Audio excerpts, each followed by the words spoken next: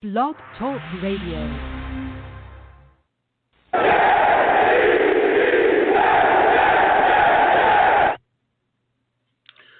What's going on, folks? It's your boy Long Beach Joe, back at it again, okay? And listen, we got a game upcoming. We got a lot of things to talk about. We got this Bills game, Jets versus Bills. A lot of things going on. We got players returning. You know, we're trying to see if the Jets can get their first win of the season, man. What can the Jets do? So let's go ahead and get right into it. Listen, I'm the man of the people. I'm here for the people. Let me shamelessly promote my Facebook page. Everyone go on Facebook, search The Long Beach Joe Show. Like that page. My content's up there. Go ahead and give it a listen. Message me. I'll message you right back. I love going back and forth with folks about this football team. Also, leave me some feedback. I love hearing about what you folks think I do here on The Long Beach Joe Show. So without further ado, folks, let's go ahead and get into the show because I'm fired up. Listen, we're going to get to the callers. We're going to get to everybody in a second. Just kind of starting out, listen, the Jets right now looking for that first W. That's what they're doing. And we got a team that's coming in that's banged up. This Bills team has a lot of injuries on it, you know, Josh Norman, so on and so forth. There's a lot of guys that are not going to be playing. And you're looking at this Jets team, we're getting people back. Mims activated. This is supposed to be his first game this year. He's making his season debut. We're getting Sam Darnold back as well. So he's going to be our starter this game. Becton is also going to be back, the big left tackle that we, have been excited about all season. So this Jets team is coming in, against a team that's banged up. It looks like we should be able to take care of. But we're wondering, can we get the job done? Can we go in there and do what it takes to get the win that we need to get on the season? Where is this Jets team going to be? Are they going to be coached correctly? Are they going to come out and look like they're prepared? Are they going to come out flat like we've seen in the past? What is this offense going to look like? Are we finally going to figure out a way to utilize Sam Darnold, his skill set correctly? What about Mims? What's going on with him? Is Adam Gase going to find a way to implement him within this game plan as well, especially with the Bills secondary being as banged up as it is? There should be things that we should be absolutely be able to attack out there, and I want to see what the Jets are going to do, especially defensively too. Because let me tell you something. We talk about this offense being bad every single week, but this defense is garbage. Okay, this defense has let up a lot of yards as well, gotten ran on, all kinds of things. So we're going to get into all of that. But before we get there, okay, everyone knows I'm wearing pink. I'm a big supporter of the Susan G. Komen Foundation. I'm bringing the fight to breast cancer. So we have a guest that's going to come on, Dr. Robina Smith. She's going to come on and talk to us a little bit about breast cancer and kind of explain to us what it is and how it affects the body. Dr. Robina Smith, I want to welcome you to the Long Beach Joe Show. How's your day going? It's going well, Joe. Thank you. Thank you very much for inviting me to the show. And I'm excited to talk to your listeners about all things pink, if it were. Yeah. A topic. Absolutely. I couldn't wait. And again, I want to thank you for coming on the show, Dr. Smith. Dr. Smith, can you explain to us what breast cancer is? Sure. The simplest way that I can explain this is if you think from the day that the sperm meets the egg, all the cells are programmed to create our body. Every cell has a instruction on what to do. And so as we're being born in our mother's belly, we have cells that go to particular parts of our body, cells for the skin, cells that's going to be breast, cells for the liver, cells for the bone. All these cells are programmed. They have instructions to grow. They have a cycle. We call it the cell cycle. They have to mature and divide, and then to actually die. There's something called a programmed cell death that happens. Cells mature, they regenerate, and they die off. When cancer happens, no matter where it is in the body, no matter what cell it is in the body, something happens in that cell cycle and it doesn't follow instructions. So when cells mature and they divide, there's a point in time they're supposed to stop dividing, and then they actually die and regenerate. When cancer happens, they're stuck on the making copies of themselves, if you will. There's something called a mutation. Something happens to the cell. It just doesn't follow the instructions. And it just keeps dividing and dividing and dividing and dividing. And essentially, that goes unchecked. Our bodies are born with a surveillance, the cops of the immune system. They're called natural killer cells. These are part of our immune cells that go in and look for these cells I call cells behaving badly. looks for these cells. You guys are supposed to be stop dividing. You're not dividing. We're trying to kill it. And there's things that happen in the body that they take care of. Cancer cells that will never come to fruition. However, even cancer is smart enough to evade them. Kind of like, when you think about football, your analogy with football, right? You have an offense and a defense. Mm-hmm. There's cancer cells that they're smarter than our immune cells, and they know how to evade them, and they're allowed to keep dividing unchecked. And then it creates a system where they've taken over an area, whether it's in the breast, whether it's in the prostate for the men, whether it's skin, no matter what it is. So cancer, in its simplest form, is your normal cells that got stuck on stupid, which is it just keeps dividing and dividing and dividing. And they only have one mode of operandi, which is to keep dividing and take over the territory that it's in. Wow. That's a great. Yeah, that is a wonderful explanation, Dr. Smith. And you talked about it taking over and, trying to find ways to continue to multiply itself. How important is early detection, Dr. Smith? It's everything. So what you have to understand is when all this is happening inside our body, it's happening all the time. And it does not have to give us clues to let us know that it's happening, right? So if a cancer decides, if a cell in our breast decides to go rogue and to keep dividing, and now it wants to take over the area that it's dividing, it doesn't have to let us know. It doesn't follow a playbook or a rule book. It just does what it does unapologetically. For us, detecting this activity is the only tool that man has, because cancer is invisible to our naked eye. The only way we can see these cells that are behaving badly is to put it under a microscope and have someone or a doctor who's a specialist with a microscope looking at tissue is called a pathologist, where they can see things magnified 10 times and 100 times over, right? So there's no way we can provide samples of everything in our body every hour, every second of a day to a pathologist to look at the cells to decide, are you a normal cell that's behaving correctly and following the rules, or are you rogue? So the only way to identify something that should go to the pathologist to look at under a microscope is to sample it. And to sample it means we have to know that it exists. The only way to find out if something exists is to set up a screening, to set up let's go, and it's like a neighborhood watch, right? It's a neighborhood watch of your body. Every screening, whether we have for prostate for men or breast cancer with mammograms for women, or for cervical cancer with pap smears for women, or for colon cancers with a colonoscopy for men and women, is to provide a neighborhood watch system looking for something that should not be there, take a sample of it, give it to the specialist called a pathologist who looks at it under a microscope to identify the cells behaving badly. So early detection is all that we have as humans to identify a process that is happening to us that we are not even privy to know. It's everything, okay? It's everything. I know they hear the term and they say, oh, something like someone's wearing an outfit and it's good. They're like, girl, them shoes are everything. A mammogram is everything. Seriously, it's everything. Because outside of that, a mammogram is the only tool, the only neighborhood watch that we have that will give us the earliest clues that cells are behaving badly before a woman can detect it in her own body with a lump or a mass or skin changes or bloody nipple discharge, or even for men, a lump that is created that's felt because, there's not a lot of breast tissue that men have, but they do have breast tissue right behind the nipple in the areola area. So they feel a lump, or like, for example, I had men in my practice, they were police officers. They wore a bulletproof vest.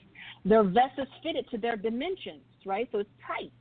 So if they're wearing something against their chest and now they're having pain because something is growing in a space that was not intended for it to be there. So before we get to the point where a woman can identify something in her own breast, we have set up Neighborhood Watch where we're looking at all women, all comers across the board every single day from the time we tell them to start doing mammograms, which for the most part may be 40 for some women. It may be between 40 and 45 for the average woman. It could be younger for women who are identified as possibly having cancer, younger than 40. But we set up a neighborhood watch so that we can find it before the woman does. That's the best way that we can stay ahead of the curve of cancer.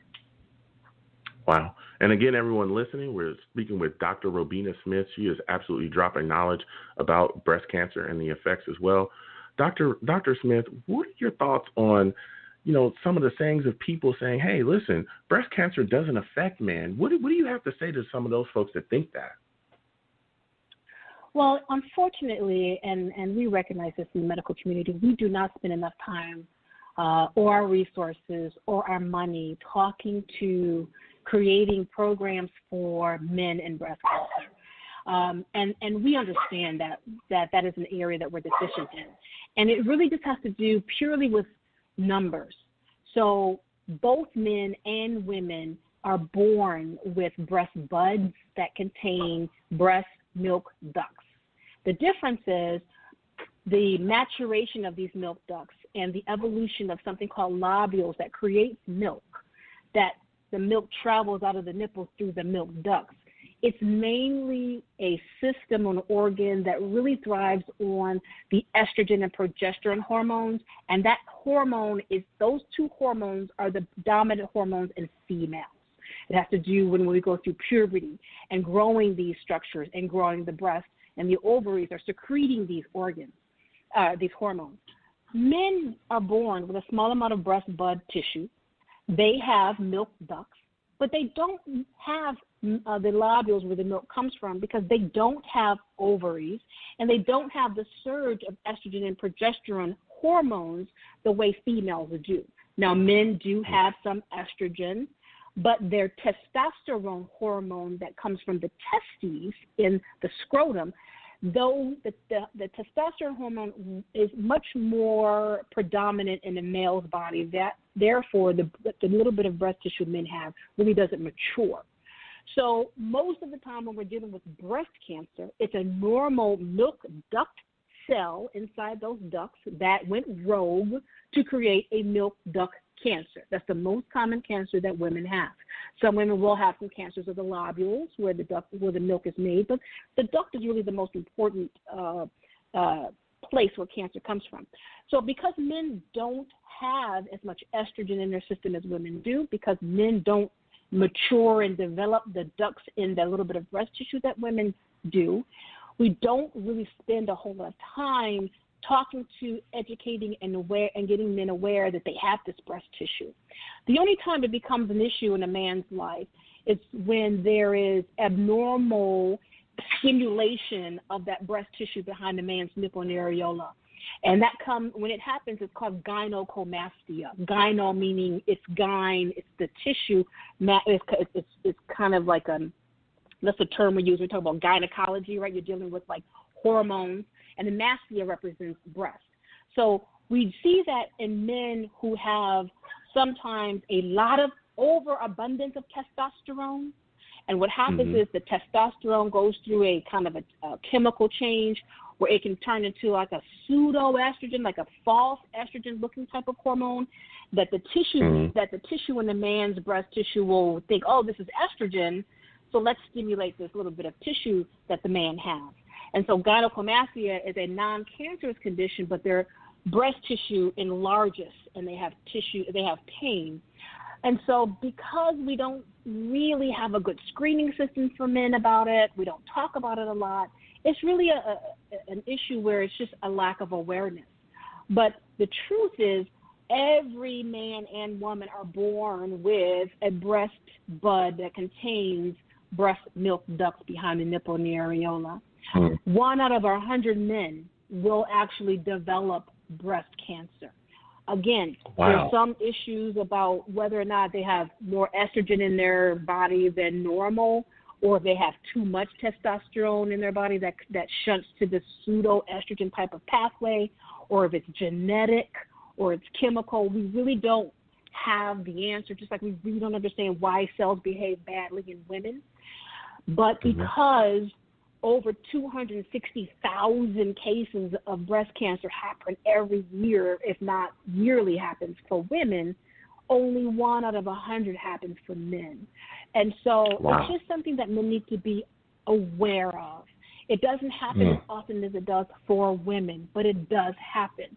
We don't have a screening process, and it's not because we can't squeeze a little bit of tissue in the mammogram, because we can, because when men are diagnosed with breast cancer, they get a mammogram. There's enough tissue for us to do a mammogram on. It's really because when we look at majority of the time when a man has breast cancer, because he does not have a lot of fat around his breast tissue, a lump is identified right away. Whereas you're looking at a woman who has milk ducts, who has a lot of, whether they're A cup to triple Ds or triple Ms or triple Fs, there's a lot of body fat that surrounds these milk ducts. So it's hard to sometimes identify a mass simply by feeling it. So we need something that helps us identify it sooner. That's where you get the screening mammogram. With men, because it's about maybe a dime size of tissue, if something is changing, usually we're able to find it pretty early by just a man saying, hey, I'm having pain behind my nipple, or I feel a little lump here. That's the majority of the time. That's how we diagnose breast cancer in a man, by either him or his significant other finding a lump that shouldn't be there. More easily than it is for a woman. Yes. Wow. That is.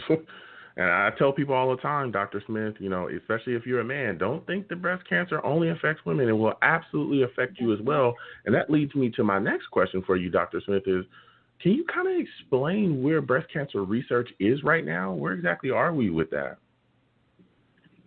So besides trying to understand why we're behind the 8 ball, because that is the biggest hurdle, which I try to get people to understand about cancer, no matter where it is that cancer doesn't have to go to medical school to learn how to beat cancer. It does what it does. We as man, right, have to understand something that does not leave a rule book or a playbook behind.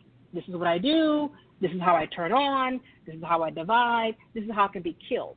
So we are constantly trying to win a game against an opponent that has been winning and doing what it's doing unchecked for centuries. So research now, part of it is trying to figure out why does the cell behave badly? It's born with instructions. Why does it ignore these instructions and behave badly? The other part of our research is how can we be better at treating and keeping it from coming back? So before you have cancer, our biggest push is being healthy, trying to reduce your risks of it happening, although you can never make your risk zero, okay? You can never have a zero risk of something happening to you if we don't know why it happens. So besides trying to figure that out, we say, okay, after we treat it, if we catch it early and we know it's there, we have a plan. We attack it, we remove it, we do whatever we need to do to try to prevent it from coming back, whether one gets what's called systemic treatment, chemotherapy, they get pills, hormonal therapy, they get radiation. Whatever it is that we do to treat cancer, there's a risk that after you have treated it, that may be by man, because we're not microscopic, we can't see every little thing in the body, could there be some cells hiding behind after we did everything we thought we did what was necessary to treat it? Are there some residual cells when we're trying to make a comeback? Well, if so, what can we do to prevent that? That's why people get medicine after having surgery to have the cancer removed. Maybe they've had radiation to where they had the cancer. The reason why there's treatment after that is to try to prevent an attack in the future. So majority of the times, the treatments that we come up with, they may not be the best looking. They may not have the best side effects, because our goal is to treat an unknown opponent, right? So when we talk about chemotherapy, it's a treatment that understands its job is just to kill any actively cells or cells that are behaving badly, whether we know it's there or not. But we also know there's side effects, because there's a lot of cells in our body that actively divide that are necessary, like our intestines, our hair grows out of our hair, our nails. These things take a hit because there are cells that actively divide as well. And the chemotherapy it can't differentiate between cancer and like your hair cell. So we try to come up with more targeted medications that specifically target cells that are somewhere in the body that's outside of the breast, but it looks like a breast cell, or it's cells that respond to estrogen and progesterone, but it's not necessarily a breast cell, or it's not like a skin cell or a hair cell. There's the less side effects. So research now is trying to find pathways that will specifically kill the cancer cell and not affect the rest of the body, the normal cells that are actively dividing. So that's where we are in terms of research, being more specific about cancer, targeting the cancer cells, less side effects, targeting cancers that are harder to treat, like triple negative, for example, being able to find other medications outside of chemotherapy for that. And also there's research trying to figure out why are these cells behaving badly in the first place. Yeah. Ooh, everyone listening, Dr. Robina Smith, that's who we're speaking to right now. She is calling in, dropping all kinds of knowledge about breast cancer and how it's affecting the community, the world right now. My final question for you, Dr. Smith, is how can my listeners get involved with the Suze G. Komen Foundation? Yeah, so the best way to get involved would really to go to their website. The Circle of Promise initiative, especially for us in the African American community, where a lot of the resources are needed for funding, the resources are needed for volunteering for some clinical trials, or what we call research. In order for us to know if these medications are going to work in our community, we need to participate in these clinical trials so that we know that just like every other race, yes, this medication works for us, because that's not always the case. And so the best thing I think that your listeners can do is to go to KomenLA.org, and then they can donate to the Circle of Promise initiative. They can see how they can be involved in their local chapters. Susan G. Komen has chapters all over the country. See how they can be involved, whether they're ambassadors, whether they're donating their time, whether they're donating their money. The best way is to go to their website and look at, in your particular state, in your particular region, how you can get involved. But specifically for the African American community, look for ways to be involved in the Circle of Promise initiative. Yes. Thank you so much, Dr. Smith, for coming on. It was phenomenal speaking with you. Thank you so much again for coming on and just dropping all of the information that you did for me and my listeners. It was greatly appreciated. Thank you. Thank you. And thank you, John. Thank you for allowing me to talk to the listeners and trying to spread the knowledge, because it's more than just pink. That's what I try to teach the people. It's more than just pink. You can wear pink and it sounds nice, but be an advocate behind it and understand what the real fight is. So thank you so much. Exactly. Thank you again, Dr. Smith, and you have a good night. You too. Thank you. Take care. Bye-bye. Listen, Dr. Robina Smith came on and absolutely dropped some knowledge on us. Again, I'm a big supporter of breast cancer awareness, and again, I've partnered with the Suze G. Komen Foundation this year to bring the fight to breast cancer. Anyone listening, you can go to all of my social media, across, even on my YouTube pages as well. You can go down there. It's a donation link down there that will take you directly to a fundraiser page to where you can donate. That money goes directly to the Suze G. Komen Foundation. And it's just all about, spreading the awareness of breast cancer and doing whatever I can, or doing whatever we can here at the Long Beach Joe Show to bring awareness to the community. We talk football, we talk Jets, we love doing that, but we also love, bringing awareness to things that's going on out here. And let me tell you something, breast cancer is serious business. It's absolutely serious business. So again, we want to thank Dr. Smith for coming on and absolutely spreading the message of what's going on out here as far as breast cancer. Phenomenal person to speak with. So now, we're going to come back, we're going to come back to this Jets. I'm going to keep this pink on, because again, pink boys, big boys, we still, got to bring up this fight. But listen, we're going to go back and talk Jets. 515-602-9639 is the number if you want to call in. We got Jets Bills. All right. We got Jets Bills, and this team right now is hungry, looking for its first win. Bills are banged up. The Jets got some players coming back. I'm going to go directly to the callers. Again, my boys in the chat, please keep chatting. We're going to come back. I call you guys savages. That's what you are. A bunch of savages in the chat. I'm going to come to the savages in a second. Just in case this is your first time listening to me, I also live stream during my live radio show. So When I talk about, talking to the Savages, I'm talking to my chat because they have a lot of things that they want to say. So, it kind of is what it is. Again, 515-602-9639 is the number if you want to call in. Lines are open. You know what I'm saying? We got quite a bit of callers already. So I'm going to go to my first caller first. Man, it's going to get crazy. We're going to go to Elias. Elias, man, give me your thoughts about this Jets team going into this Bills game. And how do you feel? How do you feel so far about this team being matched up with this banged-up Bills team? Joe, how's it going, man? How you doing? What's going on, my friend? How are you feeling?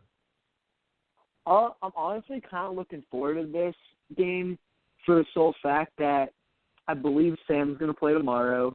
And you got Mims, who I'm excited to see. Hopefully Beckton's playing. So I still want to lose because I explained this to my friend the other day. I think we have the second hardest schedule, and there's a lot of other crap teams in the league too, like the Giants and the football team. We go 1-15, and the Giants go 1-15. Well, they would get the first pick because they have an easier schedule. So I feel like the only way we have to go 0-16. So it's gonna suck now, but when draft rolls around, and then your video last night got me super torn on the whole Sam versus Trevor argument.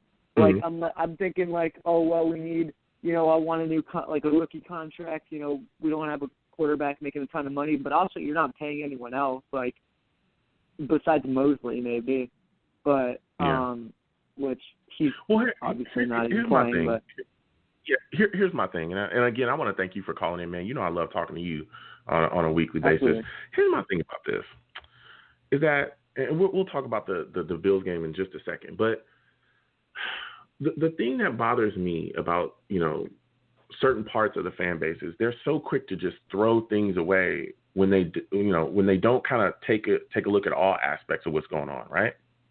Of course, Sam is not going to look like Aaron Rodgers, Tom Brady, Drew Brees, or any of these other guys if you don't give him the proper weapons or the proper protection or the proper coaching. We've seen other quarterbacks struggle, in a lot of the same ways when they didn't have those things. Hell, even Roddy White, a guy that literally, came out and said that he was telling Trevor, listen, do not go to the Jets franchise because that guy. You don't want well, he came out and said it, but if you also look at other things that he was saying on social media, he was saying that he said that because he realized that, hey, they're not helping Sam Darnold, so they're not going to help, Trevor. They're not going to do that. And I brought a lot of that up as well, because guess what? A lot of the people that are screaming for Trevor this year were the same people that were saying that we should suck for Sam. Oh, Sam Darnold's going to turn everything around, but we don't give him anything. It's not going to help us. I understand that Trevor Lawrence is a great young QB, and everybody likes him, and they think he's going to come in the league and do great things. I get that. He looks great. But here's the problem. We don't have enough. We don't have enough. Unless Trevor can throw to himself, unless Trevor can block for himself, throw to himself, and score touchdowns, right? I'm going there. You know what I'm saying? Unless he can do all those things, does Trevor play quarterback, running back, wide receiver, left tackle, guard, and center? Does he do all of those things? I'm saying, unless he can do all of those things, we have the major issues and major holes here. And that's why the idea of Trevor even saying that he does not want to play for the Jets, or even if the Jets moving down and away, and I don't like to give away a lot of my takes too early, I'm going to start doing that. We should trade down. This is a chance that we have to truly restructure this football team in the correct way. It took years. I'm talking years for our roster to get this bad. Think about how long Mike McCagnon had to ruin this franchise. Years. And this was right after Idzik. So it took years for us to get in this position, and we have a chance to truly shorten that rebuilding period. We have a chance to truly shorten, the gap between us not being competitive at all and us competing. And I think that we should take that jump because, again, and I always bring this up, and it's because it's a very valid and great point. Most of our franchise, I think pretty much all of our franchise records offensively, right?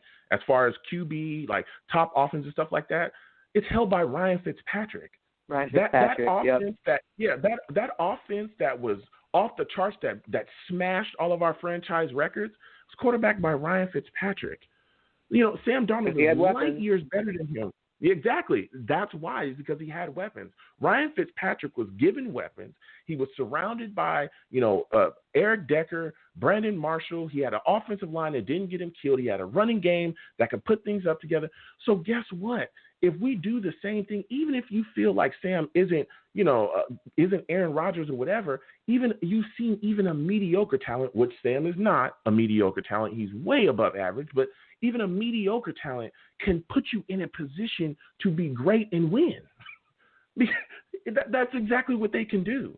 So I'm all about surrounding my young QB that I know has talent, that I know has what it takes, surrounding him with weapons, finally protecting him, getting the right quarterback in there, to step, or getting the right coach in there, to step in and do what it takes to have us ascend to the next level. Because it's gonna be tough for us because you don't have protection, you don't have any of those things, and I feel like what we'll do is we'll put Trevor in the same situation that Sam is in, and in a couple of years when he's getting hit a lot and he's worried about, we'll be talking about the same thing, and there'll be the same amount of fans screaming, "Hey, listen, we got to get rid of this guy for the next guy." No, I'm all about building around what we have here, and I do not understand why people are so afraid of paying somebody on this football team. Listen, when you get good players, you're going to have to pay them. I know some of y'all don't like that idea, but guess what? This is an impact position, right? QBs around the league. It's not. Look at all these other teams, right, that are QB-less, that are waiting, that are starved. We talk about on this show every week. Ryan Tannehill went to Tennessee. They paid him, bro. They paid him. Yep. Like they paid him because they realized, whoa, wait a minute, this guy is really good. We knew that he was good. We knew that he was being mismanaged by Gaze. We knew he was good, but man, this guy can really lead us. He can be our franchise guy. Let's lock him up immediately. That's what you got to do in this league. It's a quarterback league. You got to pay quarterbacks. So look, I don't understand why everybody's so scared. Pay this guy, move forward, and surround him with young, cheap talent from the draft. I mean, go ahead, Elias. I think a lot of people feel like he's ruined in a way, which I think the goal of this offseason needs to be, the one thing is to get the right head coach in here. Yeah. For me, the guy I actually want is Joe Brady from Carolina. He was the passing game coordinator at LSU, and his quarterback had the best collegiate quarterback season of all time. I don't think there's a coincidence there. And he's making, Teddy Bridgewater look like a superstar. I think this guy's got the next McVay written all over him, and I'm willing to take that chance. He might be young, but I don't really care. I'm looking for a real offensive mind. You hear that, Christopher Johnson? This guy's a real offensive genius, not Mr. Bubble Screen, Frank Gore up the middle, man. But for me, back to Lawrence Darnold, I think for me it would just be depending on the offer. Let's say if we get 4 first-round picks, which I doubt's going to happen, but I think that's what RG3 got, what the Rams got when they traded to Washington. Sam, you're my quarterback. But, the thing is also, too, I think Trevor Lawrence is going to come out even if the Jets take him, because you're going first overall. You're going to go to a crap team. This narrative of, Joe Burrow last year not going to the Bengals was completely getting blown out of proportion. The teams that pick at high suck for a reason. Who else are you going to go to? One of the teams you might go to doesn't even have a name. The other one, the Giants, they might pick a quarterback. Who else? Atlanta, but if they suck again, but you're going to go to a crap team regardless.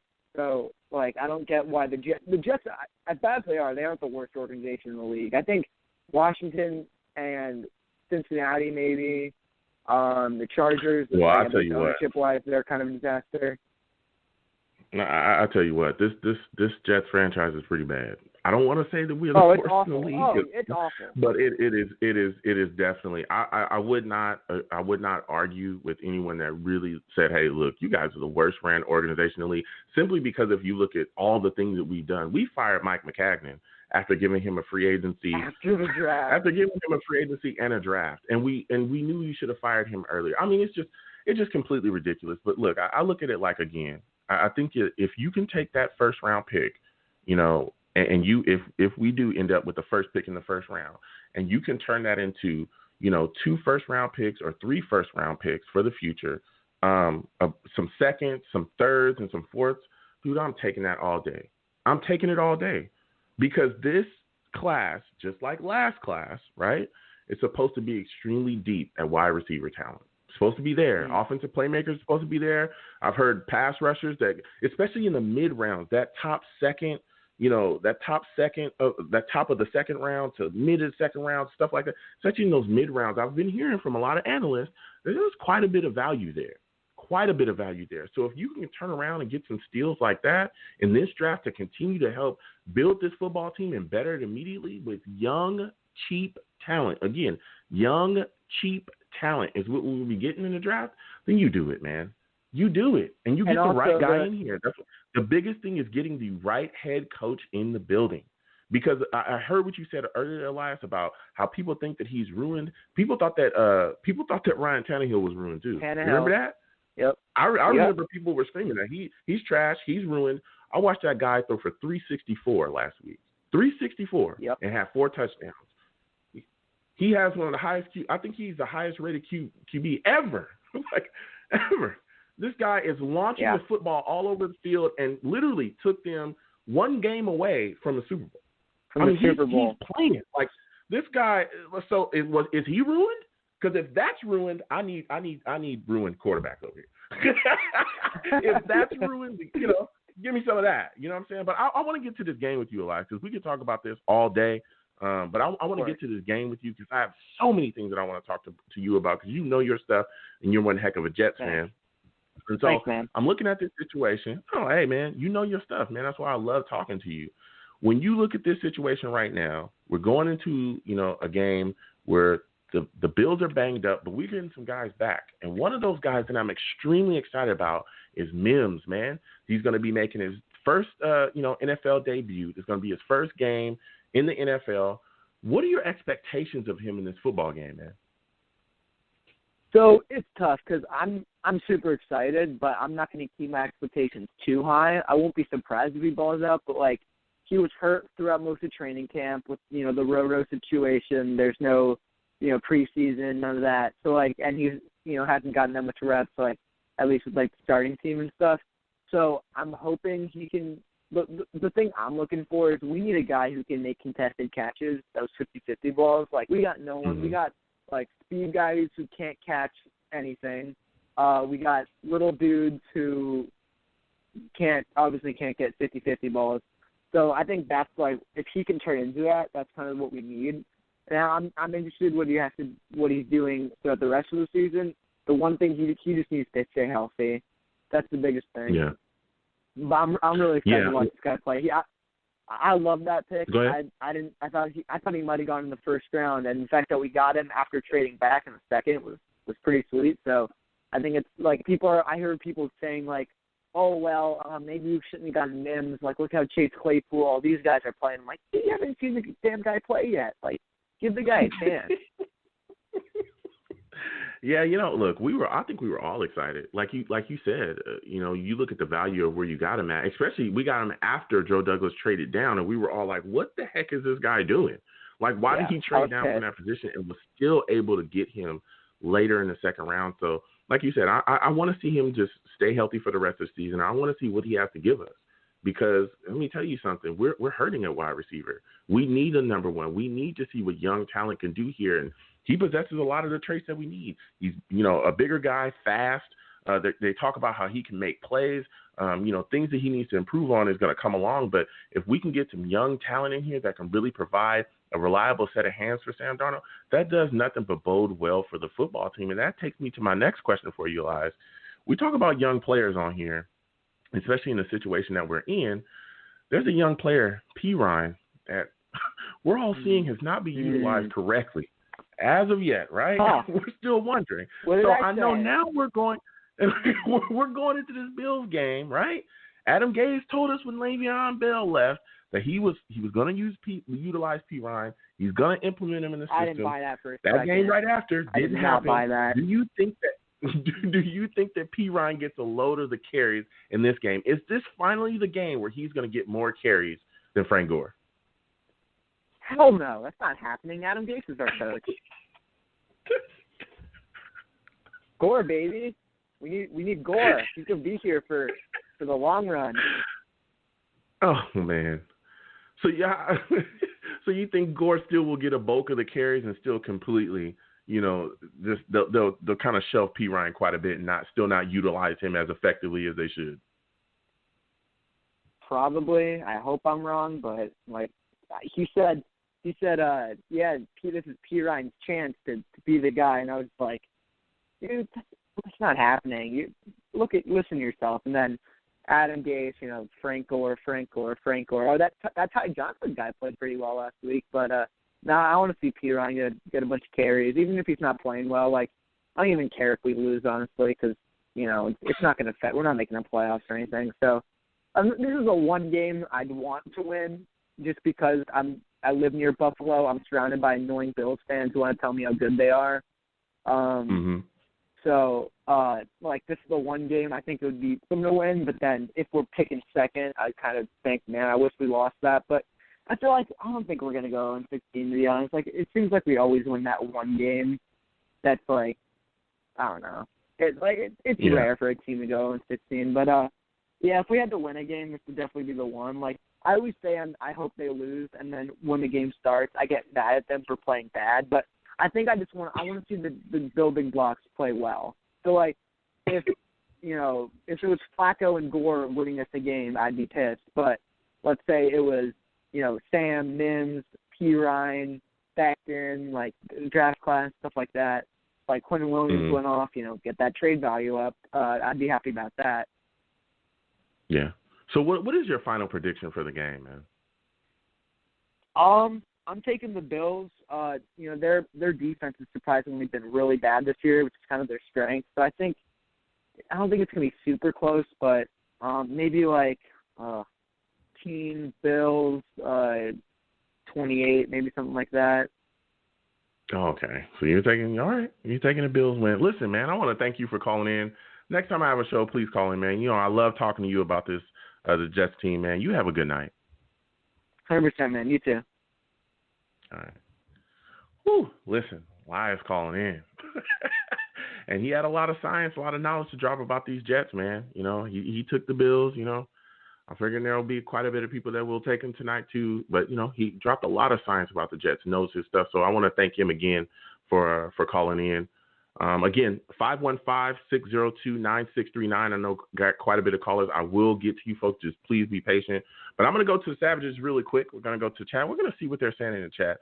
Dark in the chat says, you don't pass on a generational talent like Trevor, bro. Come on. Oh, well, listen. I hear you, Dark. First, salute to you. Welcome to the stream again, Dark. Listen, I understand what you're saying, but guess what? Sam Darnold was a generational talent as well coming out the draft. Anybody remember that?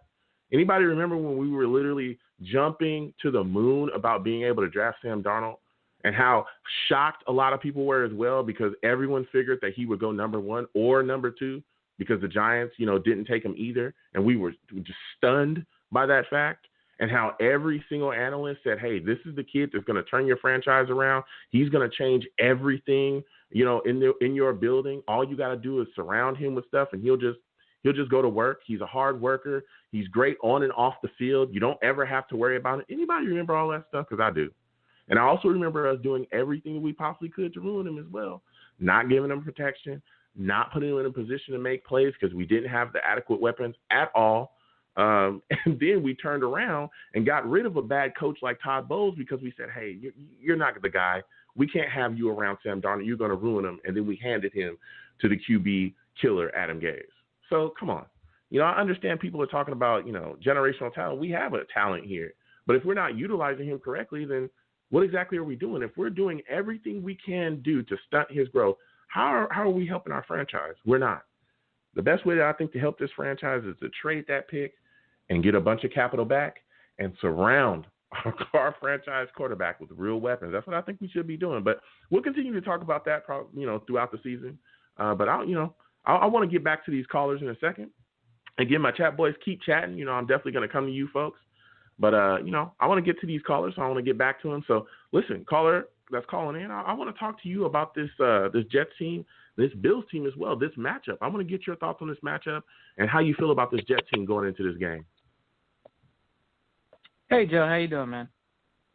Hey, how's it going, my friend? How are you feeling today? Oh, I'm doing pretty good. Well, I think the most annoying thing about the Bills, and all credit to the Bills, their rebuild has really paid off. Their coaching hire has really paid off. Their draft picks have paid off. And to see the Bills and the Finns basically lapping the Jets in terms of a rebuild is just so frustrating because this is all on the Jets here. You know, I'm not saying that Darnold is like the perfect superstar or that he was perfect. He was a little bit of a project quarterback.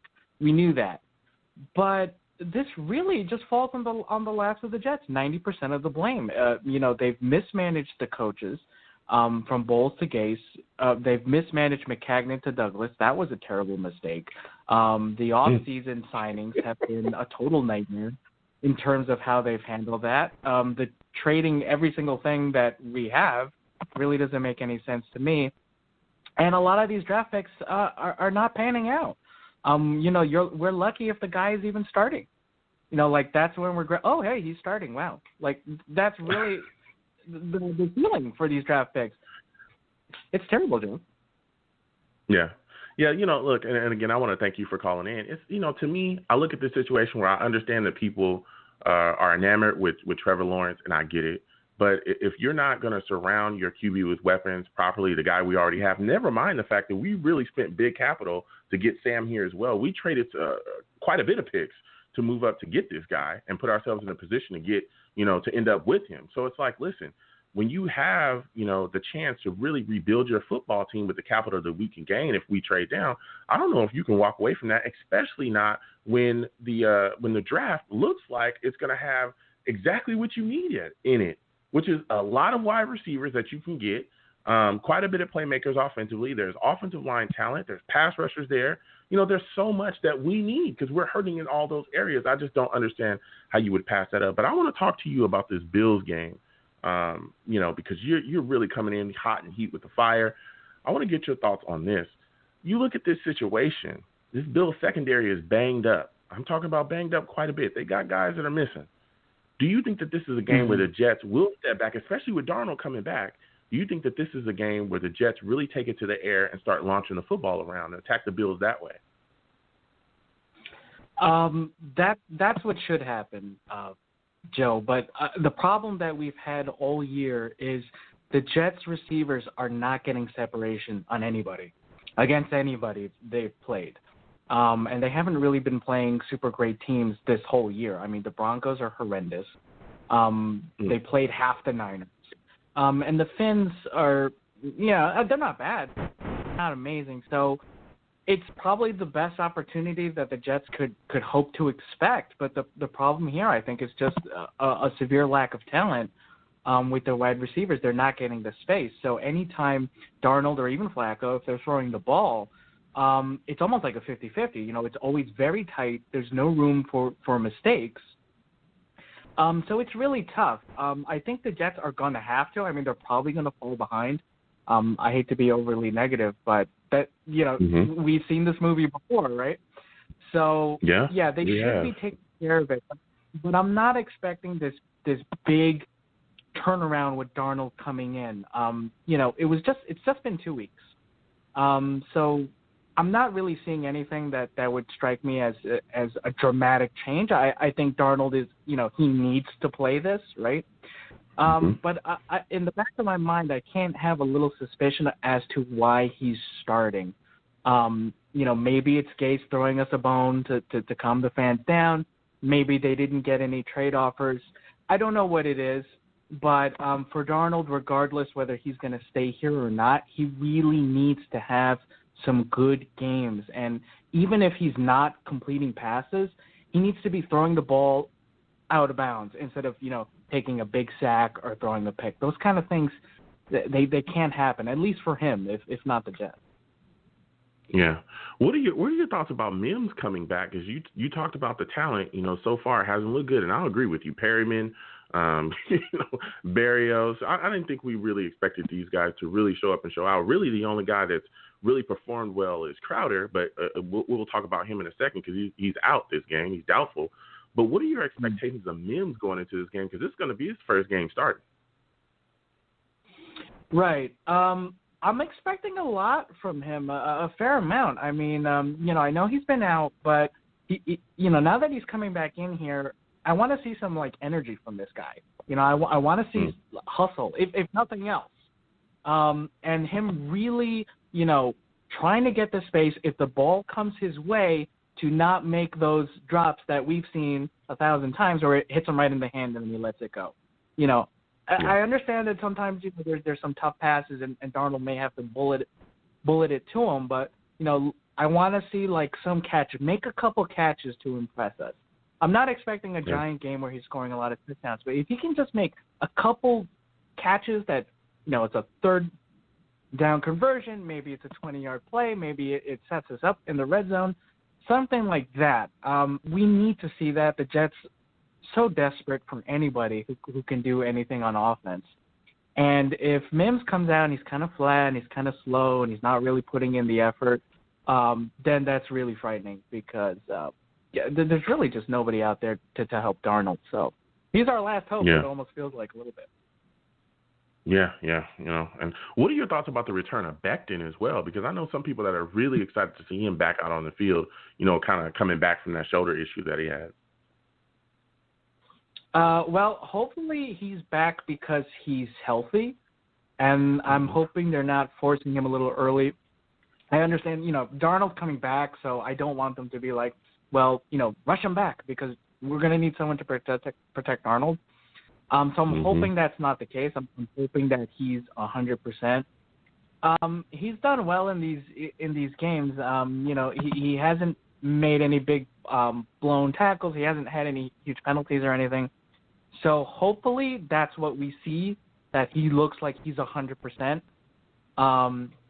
If he's looking hurt or if he's looking like he's really getting overwhelmed, then, we can all flip out after the game that they trotted him out there for kind of, I don't want to say meaningless games, but it's not worth risking a guy who, with all our expectations, should be here next year. He should be here for a while. So let's not burn him out right now for this little short term. Yeah. And now to go over to the defensive side of the ball with you, how concerned are you about Josh Allen, him using his feet and kind of moving around as well? Because we saw that in the first game when we played him. He was able to extend plays, getting outside the pocket. Are you concerned the defense is going to allow him to do that as well in this game?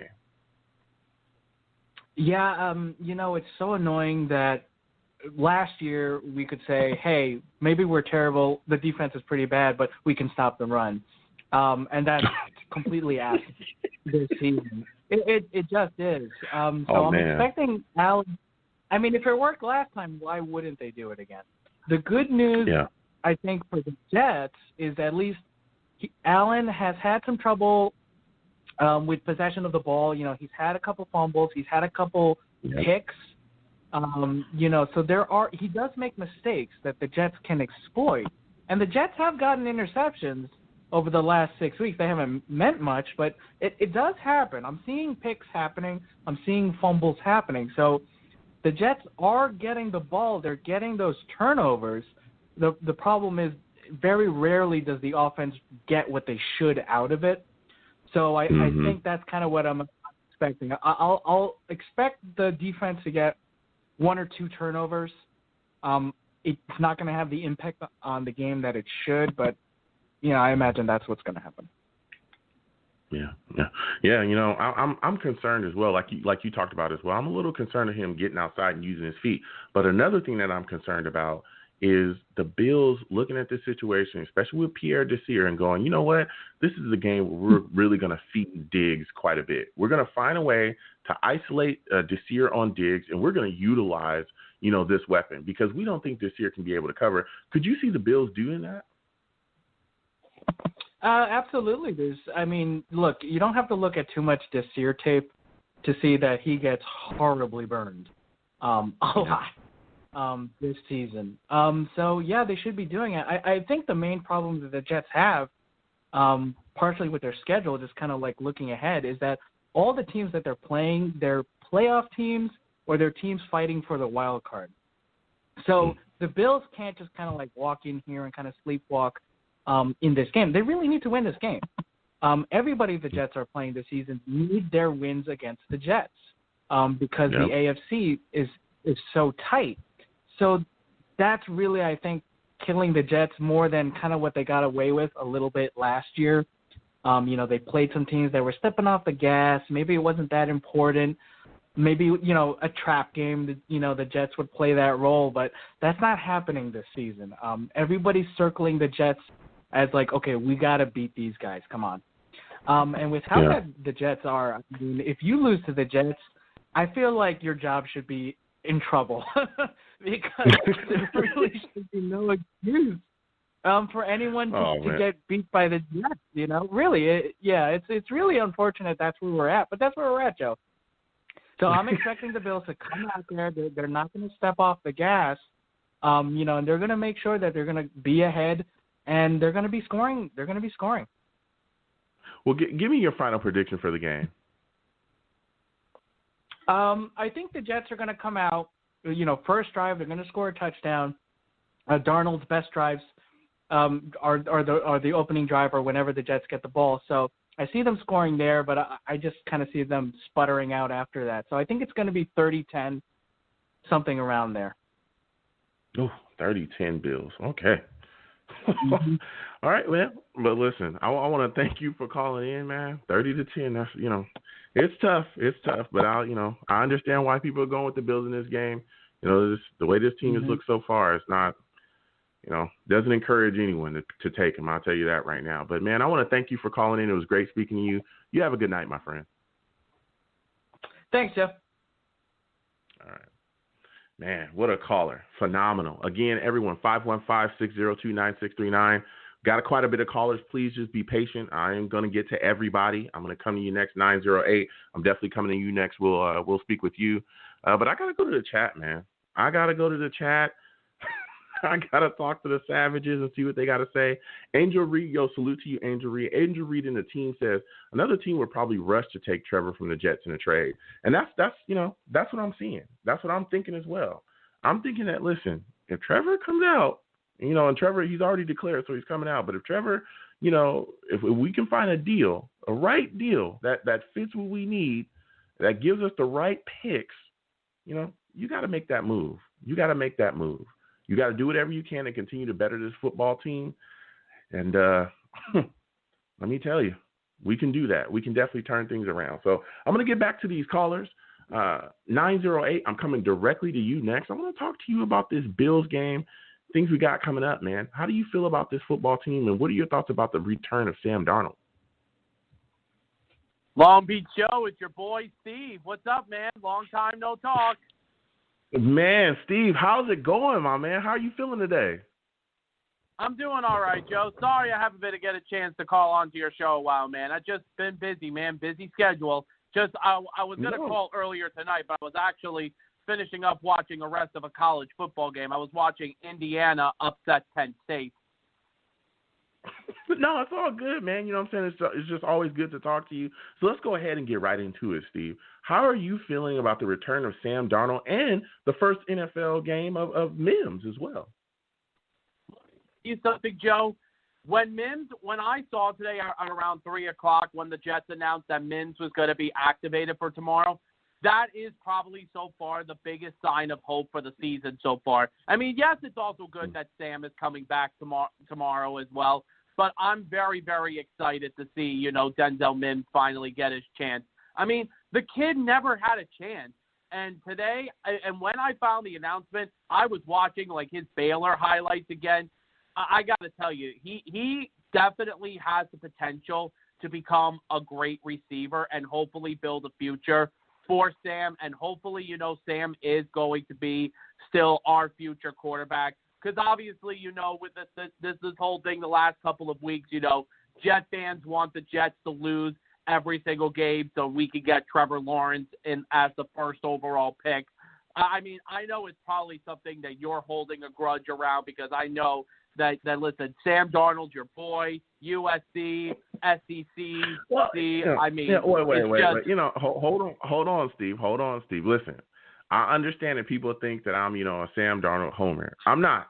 I'm not. If Sam Darnold was bad, if I thought he was a bad quarterback and then we shouldn't move forward with him, I would say that. I talk about it all the time. I never thought that I never thought that Mark Sanchez will be that great for us. He never ended up being great. I wasn't the guy that was caping for Mark Sanchez when he was here. You know, I said, hey, you know, it is what it is if we move on from him. But the thing that I see with Sam is that why are we moving on from a guy if we haven't put him in a proper situation or put a proper team around him for him to be able to even show what he has?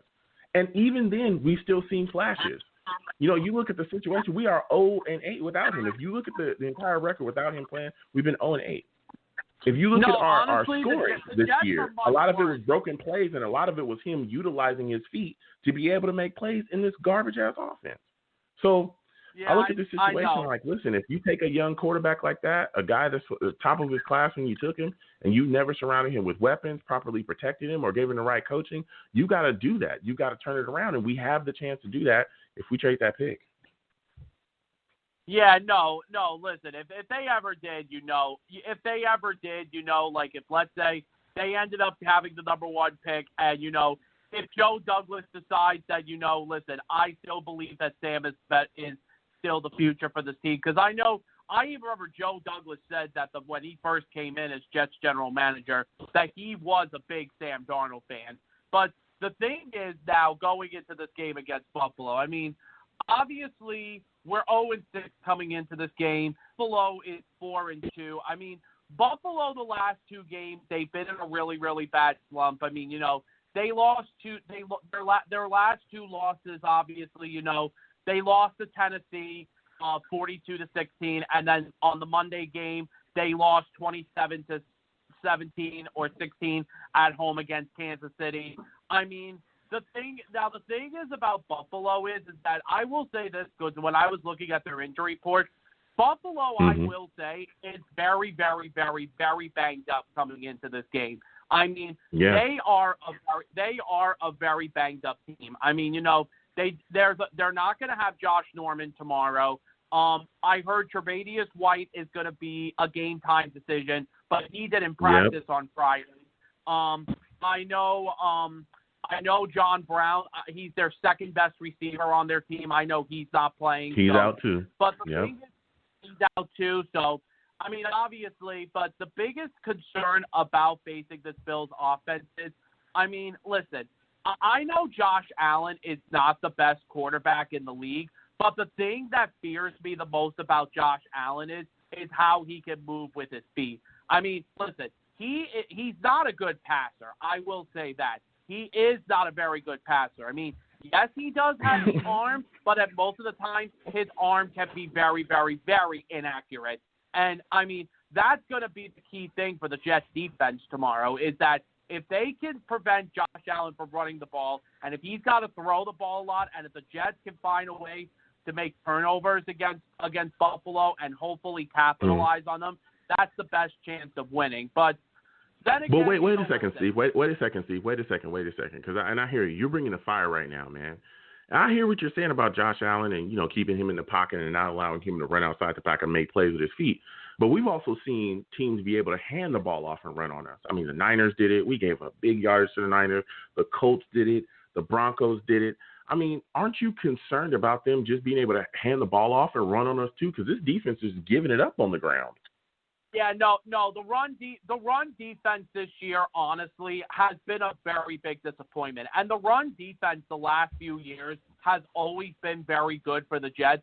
But, I mean, the last time when the Jets had a really bad run defense, it was back like in 2012, if I remember. I mean, that run defense we had was terrible that year.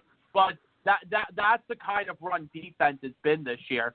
I mean, the thing is, though, I mean, listen, Devin Singletary is not having a good season this year for Buffalo. Like, he's actually having a really tough sophomore year this year for him. But the thing is, though, like, the thing with Devin Singletary is, like, if Josh Allen can find a way to give the ball to Devin Singletary, and if Singletary has some big runs, then we could be in trouble tomorrow. But now the thing is, though, the Bills' defense is also pretty banged up. Like I mentioned, Josh Norman is not playing. There's also a chance tomorrow that what's his name, Matt Milano, may not be playing tomorrow. I know he's a game time decision tomorrow. But the thing is, though, the biggest thing, though, that Buffalo does have that the Jets don't have is Buffalo has a much better coaching staff than we do. That's also going to be the thing, too, going into tomorrow. Because, listen, I have to, as much as I don't like the Bills, I mean, listen, I don't mind their team at all. Like, I actually do respect their team very well. I just can't stand their fans. Their fans are the ones that drive us Jet fans crazy.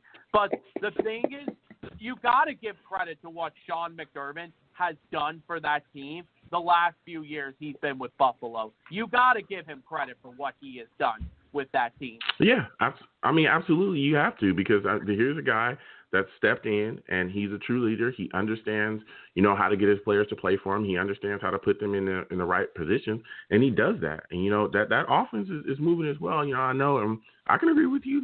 Josh Allen does.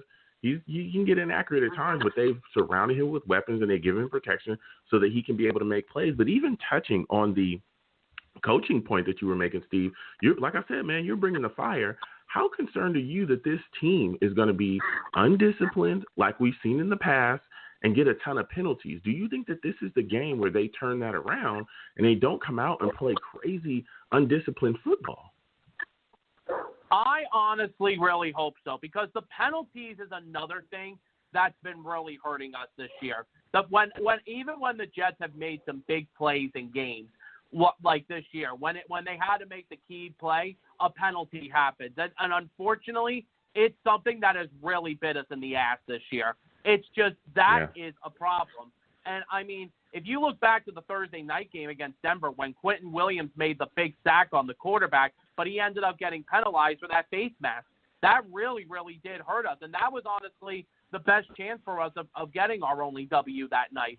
But the thing is, though, what the biggest thing about going into this game tomorrow is, and I got to tell you something, this is possibly going to be a trap game for the Bills. I know some people are saying that this could be a trap game for them. I mean, we're 10-point underdogs going into this game tomorrow. We're 10-point underdogs. The key to this game is you've got to start fast. If you can get off to a fast start, which is unfortunately something the Jets haven't done. I mean, we did get off to the fast start on the Thursday night game against Denver. That was the only time we ever did that. But if we got to get off on a fast start against this Bills team, because if you don't get off to a fast start against this Bills team, the Bills can easily take control of this game. Now, the other thing is, like, what is going to be a key factor is that in the last 2 years that we've seen Sam Darnold with this, when he came back from the foot injury, you know what happened? He went right into Buffalo, Week 14, 2018, had the game-winning drive against Buffalo and won. Look at what happened last year when he came back in the game again with the mono. He came back for Week 6 against the Cowboys last year, and we won that game. And that was the game that last year that Adam Gase had as his first head coaching year. The other thing I wanted to just touch upon is Adam Gase. It's just that, unfortunately, I have to watch his clown ass again tomorrow on the sideline calling plays. And it's just, the thing is, Joe, my biggest fear is that Adam Gase is going to come out and do these dumb plays like he'll do, like what he usually does. It's just, that's going to be my biggest fear. Unfortunately, I'm probably going to see some of that tomorrow in the game. But the biggest thing that needs to happen is hold on, Steve. Hold on a second. And listen, I hear you. But isn't Adam Gase at this point? Isn't you again? We've gone in with banged up teams. The Niners were banged up. They had a ton of a ton of injuries. The Colts had guys that were kind of down. The Broncos were really banged up as well. So we went in there against those teams, and things were not like as they should be. And we ended up getting beaten those games. The Niners game, we ended up getting smoked. You know what I'm saying? So when you look at this situation, again, we're going up against a banged-up team, and I hear what you're saying about Adam Gase, the dumb plays, but don't you think he's under just a ton of pressure to ensure that this offense produces against this banged-up Bills defense? No, this is a game tomorrow that Adam Gase needs to take advantage of tomorrow, because he's got to understand that Buffalo is going to be using some of their backup players. Like, they're going to be using their backup corners. I will say this. If Tre'Davious White does not play tomorrow for Buffalo, if he does not play for Buffalo, I think that's really going to hurt in their secondary. And I mean, listen, Yeah. He already missed one game this year, Tre'Davious White, and that was the game in Tennessee. Look at what happened in Tennessee. If you watch that game when Tennessee blew them out 42-16, like if you watch that game, it's just that Buffalo's defense looked completely lost without him. Yeah, I mean, I look at it like this, again, because, and you brought up a great point, and I talked about it earlier as well, the injuries that they have, offensively, of course, they're going to be missing John Brown, but when you talk about Tre'Davious Wright, Matt Milano, Cam Lewis is probably going to be gone as well. Josh Norman, is also going to be out for the game too. Listen, Josh Norman, you got to take advantage of that. Josh Norman, Joe, I'm sorry. Even when Josh Norman is healthy, to me, he's not the same player he used to be. I think he's all washed up. Listen, I hear you, Steve, but I'm here to respect everybody, and I understand, again, he's up there in age. He may not be the same player he was before, but again, we're not an extremely talented team. We're not. So we got to respect everybody that's out there. I agree. You get what I'm saying? And I get it. He's not great right now. He's not, he's not the greatest. I understand that. But again, we're not an extremely talented team. So if you see that a guy's not going to be out there, their starters are missing. Tre'Davious White is probably, he's questionable, but more than likely he's not going to be playing. If he's not playing, these guys aren't out there. You got to attack that secondary. You've got to take it to the air, and you got to make them. You have to test them. You have to see, hey, look, you got to see if these guys can cover. Because if their backups cannot cover and their backups can get at it, then I don't know what you do. You attack their weakness. And right now, you look at the situation, their starters are out. You got to go after those Bills corners. Am I correct, Steve? No, you have to go. Here's the thing. If Tre'Davious White is not going to play tomorrow, if he is not going to be playing tomorrow, you have to attack Buffalo's secondary. You have to attack the secondary. And that is something Adam Gase needs to do. The thing that he's going to probably do is if he's going to go up against that weak secondary, there's going to be two things that could possibly happen tomorrow if Tre'Davious White doesn't play. Number one, he's going to hand off the ball more to Frank Gore. And then the other thing that he's going to do is those stupid screen plays. It's just that's oh my God. That's gonna, if that Joe, if that happens, no more screens, Steve. I'm no more. I don't want any more screens in my life, Steve. I've seen so many screens this damn year. I don't want screens. I don't want screens on my windows. I don't want screens on my doors. I don't want any more damn screens. I'm just tired of screens. Everywhere I look, all I see is a damn screen. I don't want to see any more screens ever again at all. I don't like television screens. I don't like I'm tired of screens, man. That's how we watch Jet games. Computer we watch screens. it on the television screen. Man, I'm tired of that. I'm so tired of screens. I'm gonna actually make you feel something better. You ready for this? Sam Darnold can. Yeah, go ahead, listen, Steve. Sam Darnold can finish a long touchdown run, not like Daniel Jones can. Okay.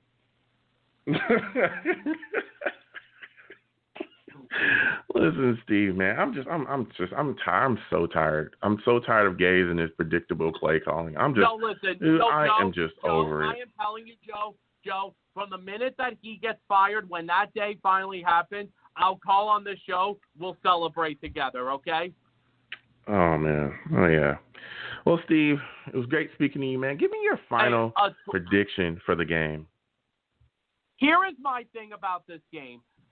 I actually do think the Jets are going to give Buffalo a really close game. Listen, it is a divisional game, and usually when we have these divisional games, I mean, listen, they didn't show up last week for Miami, unfortunately. But if I had to make a final score prediction with all of this with the Bills being banged up, unfortunately, I am going to predict that Buffalo will win tomorrow. If I'm going to make a final score prediction now, I'm going to predict Buffalo will win 24-20 tomorrow over the Jets. Oh, 24-20? So you think they keep it close? I think it's going to be a close game tomorrow, but I have to give the edge to Buffalo. Wow. Oh, okay. I respect that, Steve. Listen, man, I want to thank you for calling in, man. It was good to speak to you again. Hey, Joe. It was great to have you listen. on. Yeah, go ahead. Joe, listen. I am hoping I'm wrong tomorrow and hoping we get that W. Because listen, Joe, I can't be a team going 0-16. I just can't see it. I mean, unfortunately, I just don't want to see an 0-16 team.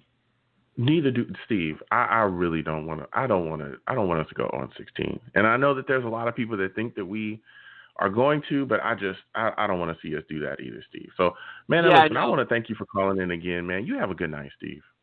Good night, Joe, and go Jets. All right, go Jets. Whew. Steve calling in, just bringing the knowledge, man. He's always a good fan to speak with, always good to talk to him because he knows his Jets. He knows what he's talking about. Again, 515-602-9639 is the number if you want to call in. Listen, man, Steve called in with fire. He called in with complete fire. He understands his football team, and even he took the Bills.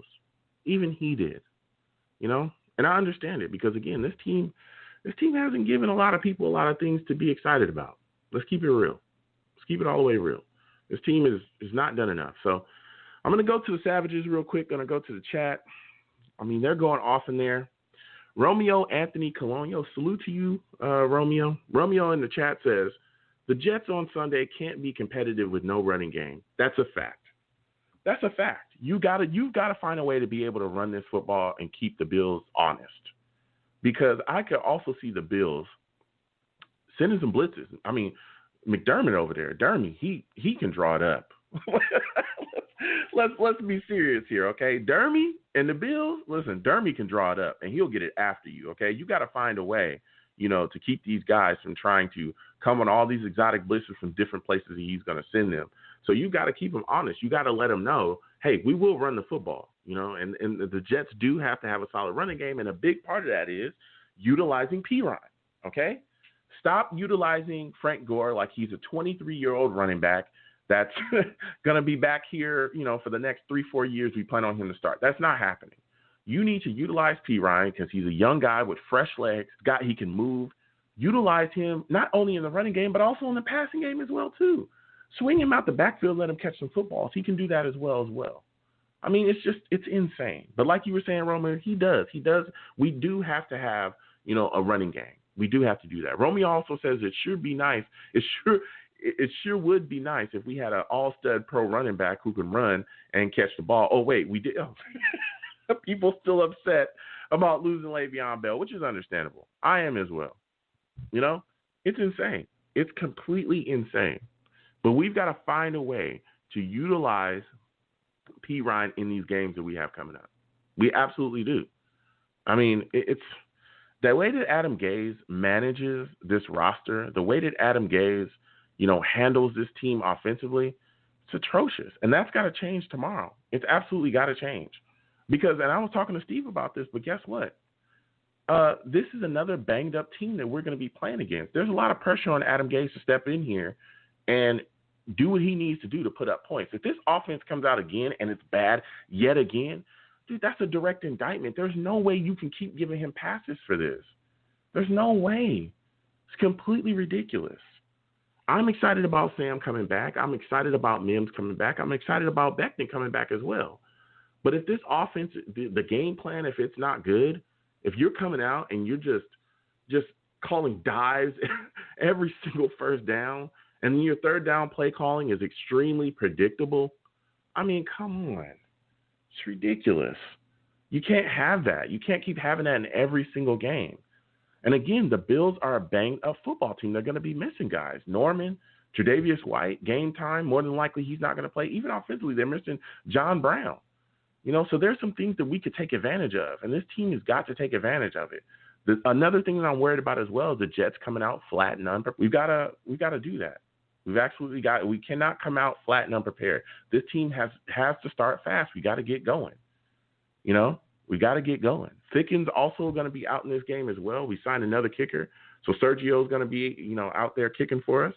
I'm hoping to see him be able to step in and hold the fort too, and not miss kicks. Because we never know. This game could come down, to a kick being made. It could, even though this team is banged up. So this Jets team has quite a bit, to figure out, man. This Jets team has got to go in there and compete because I understand that, we've had a lot of people on the show. A lot of callers think we're going to go, lose every single game this year. I don't want that. I really don't want that. I do not want an 0-16 season. I don't want that. I do not want that at all. So I'm going to give you folks my final prediction. I look at this situation. I look at the Jets right now. I'm saying to myself, this is a team that I think the Jets could end up winning against. I understand we're in a bad spot, but we've got Sam back, so that's brought my energy up. Becton is back. We're seeing what Mims is going to give us. I know Crowder is doubtful. He's going to be out for this game, but with Perryman and Braxton Berrios and Jeff Smith, I'm excited. It's bringing me a little bit of excitement. I think Sam has some playmaking ability. I'm a little bit worried about our defense because I do think that Diggs is definitely, going to try to take advantage of Desir in this game as well. I'm really worried and concerned about Greg Williams too, because a lot of people talk about this offense, but we don't talk about Greg Williams and this defense. This defense has given up quite a bit, and I understand they're on the field quite a bit, but there's been some games where he's been very spotty with his defensive play calling as well. So, I'm excited. I'm excited about this Jets team. And you know what? I'm going to take the Bills. I'm going to take the Bills in this football game. I'm going to take the Bills to beat the Jets 30-10. 30-10, I'm taking the Bills. Thought I was going to take the Jets, didn't you? Fooled you. I fooled you. I can't take the Jets. I got to be real, okay? I can't, as much as I love this football team, you look at this situation with them right now, and everything just makes you want to ask questions about them. And until this offense produces, I can't. Come on, man. Come on, everybody. Listen, I want to take the Jets. I do. I really, really do. But I can't take them. I can't take them, especially when you're talking about the playmaking ability. Josh Allen being able to move outside the pocket, our inability to get to the passer, and even when we did get to him in the first game, he was still able to break tackles. Man, I can't take him. I can't take him, so I am taking the Bills to beat the Jets 30-10. Listen, I want to thank everyone for calling in tonight. It's phenomenal to speak to everybody. Had a ton of callers. I want to thank everybody again. It was great to speak to you folks. Listen, I'm the man of the people. I'm here for the people. Let me shamelessly promote my Facebook page. Everyone go on Facebook, search The Long Beach Joe Show. Like that page. My content's up there. Go ahead and give it a listen. Message me. I'll message you right back. I want to go back and forth about this football team. Also, leave me some feedback. I love hearing about what you folks think I do here on the Long Beach Joe Show. I'm also on Twitter as well at YoungJ000. That's 3 zeros. Go ahead and follow me. I'll follow you right back. You want to troll me? No issues. I'm the troll that lives under the bridge. And I will troll you right back, and I'll have my Darnold jersey on. He's back. He's playing. You know what I'm saying? I want to see what he does tomorrow. I really, really do. And I want to see him protected properly and utilized properly within the offensive scheme, Adam Gaze. You can also follow the show's Twitter page as well at The Long Beach Joe. Please go over there, follow follow that page. We can definitely go back and forth on there as well. I'm also on YouTube as well at Long Beach Joe Jets. Long Beach Joe Jets is the YouTube page. You can see all my contents up there. Please go down there, subscribe to that page, turn your notifications for that page. Also, if you want to troll me on that page, no issues. I will troll you right back on that page as well. All right. I love going back and forth with folks. And as always, people, when you see me in person, it is arms out, chest open, free hugs for everyone. Free hugs for everyone that will cost you absolutely nothing. All right. No matter what anyone tells you, especially at a time like this, when this team's looking this way, because they're not looking too good, the hugs will always remain free. So I want to thank you folks for listening. You folks have a good one. Peace.